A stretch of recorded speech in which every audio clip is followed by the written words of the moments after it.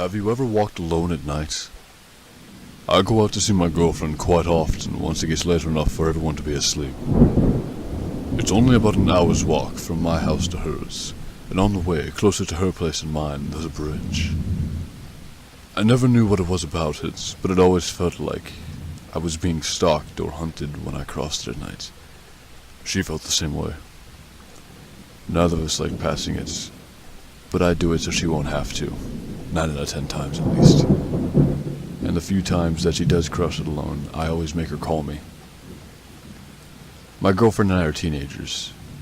Both young, but I'm at least the size of a grown man. She, however, is small for her age, and I don't feel good about the idea of her being out at night unless I'm right by her side. And after this night, I don't let her go anywhere without me once it's dark outside.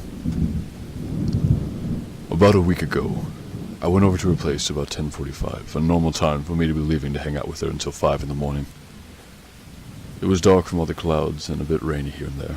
Not good walking conditions. With a dead cell phone and a girl to get to, I jogged most of the way there. I got past the turn that leads you straight up to the bridge. From this point, it's about 300 yards away. Then, once you cross it, it's 400 yards down the other side before you're back into a curve. I walked faster, but didn't dare jog or run.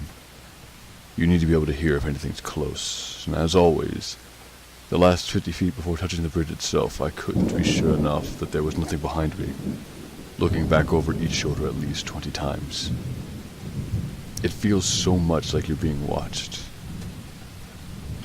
This particular night, when I got onto the bridge, everything went silent. No frogs, very little water splashing. It was very odd considering that the water was up from the rain. No insects, no cars in the background. Just my breathing filled the air. Footsteps. As fast as they could go, it sounded like they were coming right for me from behind. I ran as fast as I could down the street, never looking back, as I worried it would slow me down. After being chased for about half a mile the rest of the way past her house, I turned back and saw a man in a hood standing away from me. But close enough I could tell he was about my height, in a gray hood with jeans and something in his right hand hanging down past his knee.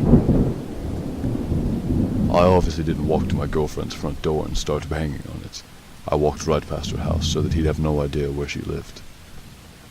After I lost him, I ran to her place and plugged my phone into her outside outlet to call her and tell her I was there. She came down and we sat on the porch and talked for a few hours. I never took my knife out of my hand, and I didn't let her out of my sight once. I walked home with nothing happening, as it was pretty light outside by this time. But I couldn't, and still can't, shake the feeling of being watched on the bridge.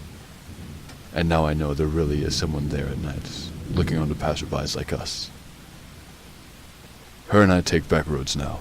Flashlights, knives, and phones ready to dial 911. Just in case.